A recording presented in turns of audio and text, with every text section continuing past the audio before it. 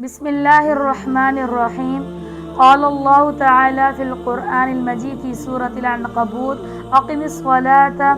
ان الصلاة تنہی عن الفحشاء والمنکر۔ قبرستان میں ایسے لاتعداد لوگ دفن ہیں جنہوں نے یہ بات کہی تھی کہ ہم کل سے نماز شروع کریں گے،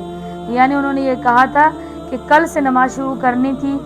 نماز کو کل پر مت چھوڑیں، کیونکہ زندگی کا اگلا لمحہ ہمارے اختیار میں نہیں ہے۔ ہمیں یہ بات نہیں پتہ کہ ہم اگلے لمحے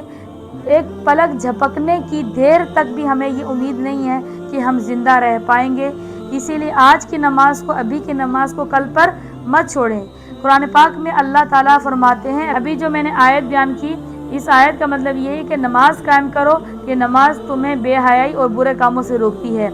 یعنی نماز اللہ تعالیٰ سے تعلق جوڑتی ہے، دلوں کو سکون پہنچاتی ہے اور گناہوں کو مٹاتی ہے، اور قیامت کے دن سب سے پہلے جس کا حساب ہوگا وہ نماز ہی ایک ایسا عمل ہے جس کے بارے میں قیامت کے دن قبر میں سب سے پہلا سوال جو ہوگا وہ نماز کا ہی ہوگا۔ اگر آپ نماز کے پابند ہیں اور اگر آپ اس پہلے سوال سے ہی جو قیامت کے دن جو قبر میں سب سے پہلا سوال ہم سے کیا جائے گا